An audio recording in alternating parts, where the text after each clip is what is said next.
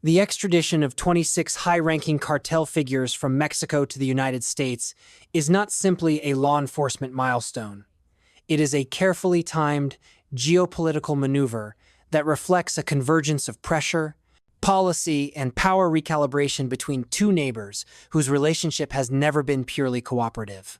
These men, drawn from the upper echelons of the Sinaloa, Jalisco New Generation, and Noreste cartels, represent some of the most violent and economically destructive transnational criminal organizations in the Western Hemisphere.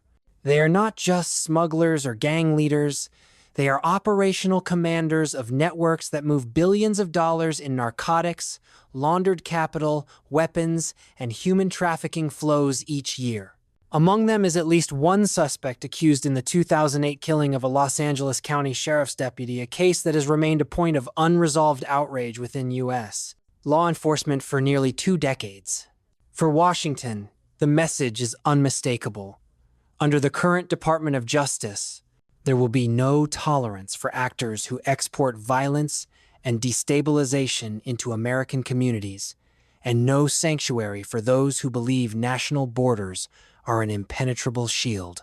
Attorney General statements accompanying the extradition were deliberately framed to emphasize accountability not only for the crimes themselves, but for the broader consequences of those crimes on U.S. sovereignty and security.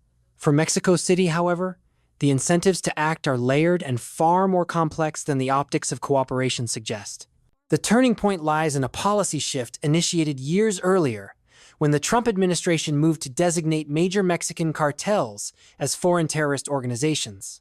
This designation, had it been fully implemented, would have granted extraordinary latitude to U.S. police agencies not only to pursue cartel operatives domestically and abroad, but to apply counterterrorism frameworks that bypass traditional law enforcement constraints. For Mexico, the prospect of American Special Operations units conducting cross-border raids against cartel infrastructure was a scenario they could not ignore.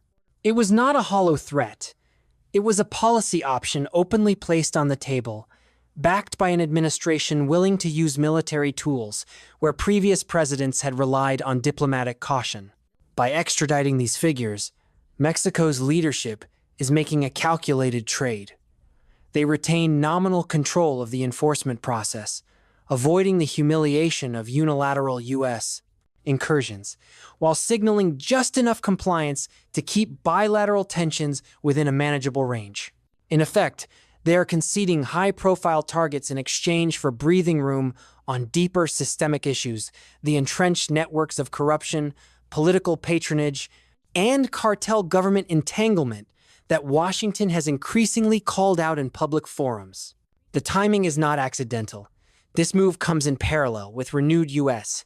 tariff threats against Mexican exports, a pressure tool the Trump administration has wielded effectively not only to shape trade terms, but to compel alignment on security priorities. Mexico's economy remains tightly bound to U.S. markets under the United States-Mexico-Canada Agreement, and the potential imposition of punitive tariffs is more than a symbolic threat. It strikes at the core of manufacturing, agriculture, and automotive supply chains that sustain millions of Mexican jobs. When combined with the reputational and financial risk of being perceived internationally as complicit, or at least permissive, toward cartel dominance, the incentive matrix shifts sharply toward cooperation. There is another layer of strategic messaging embedded in this extradition wave.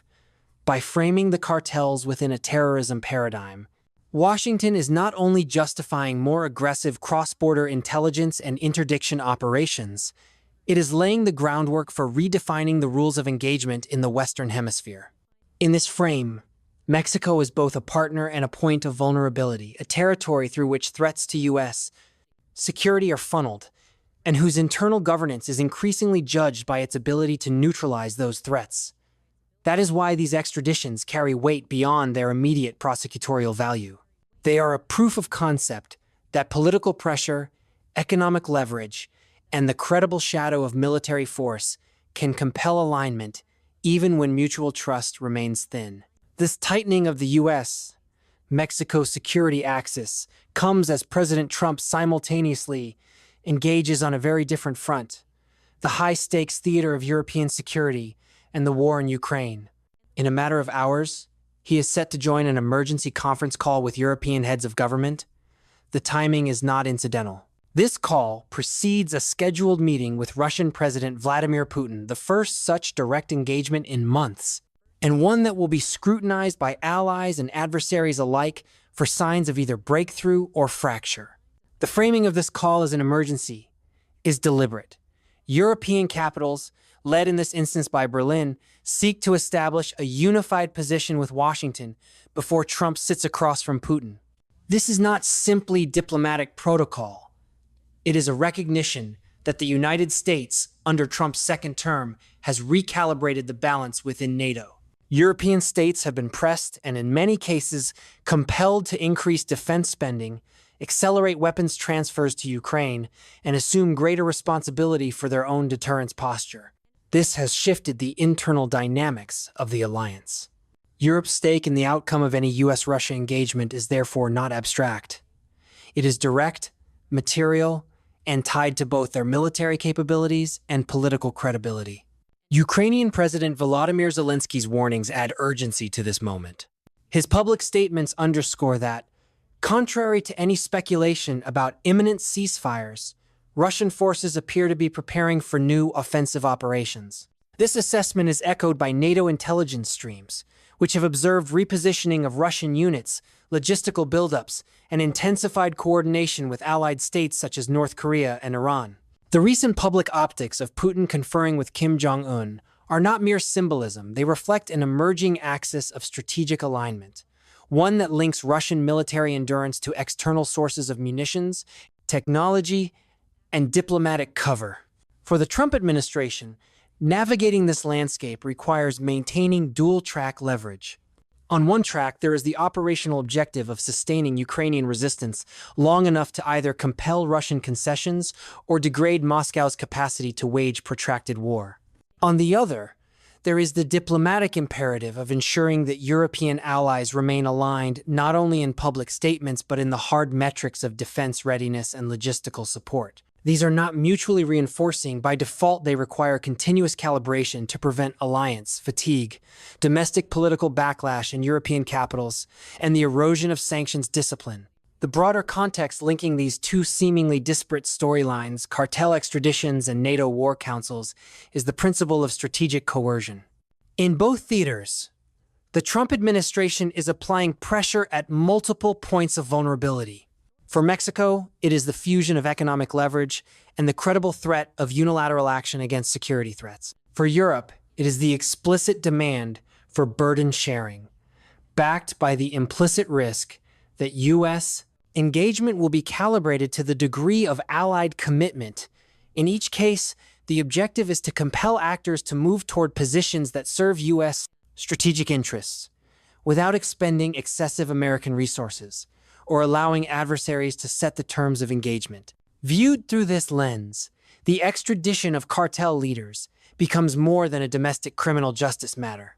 It is a signal to other states in the hemisphere, particularly those whose governance is compromised by transnational criminal networks, that alignment with U.S. security priorities is not optional if economic and political ties are to remain stable. Similarly, the pre-Putin call with European leaders is not just a procedural consultation. It is a reminder that NATO's internal cohesion is now measured by its capacity to adapt to a geopolitical environment where Russia is not isolated, but actively integrated into a wider web of anti-Western partnerships. The next phase will test the durability of these approaches. In the Western Hemisphere, extraditions will need to be followed by sustained disruption of cartel logistics, finance, and political protection networks, outcomes that cannot be achieved through headline arrests alone. In Europe, whatever emerges from the Trump-Putin engagement will need to be reinforced by concrete shifts in battlefield dynamics, sanctions enforcement, and alliance force posture. The credibility of U.S. strategy depends on turning tactical wins into structural advantages. If Washington can maintain synchronized pressure in both arenas, it will reinforce a central message that the United States is prepared to use all instruments of national power, from trade policy to military alliances, to secure outcomes that protect its sovereignty and shape the global order in its favor. If that synchronization falters, however, adversaries from Moscow to the mountains of Sinaloa will draw the same conclusion that U.S. resolve can be diluted by overextension, and that political cycles will eventually erode even the most forceful policies. This is the calculus that now frames both the extradition headlines and the diplomatic choreography in Europe. Behind each is the same strategic equation: identify leverage, apply it decisively, and manage the consequences with enough precision to avoid triggering escalations that cannot be contained. It is an equation that has defined great power politics for centuries, and one that, in the current moment, the Trump administration is seeking to solve on multiple fronts at once.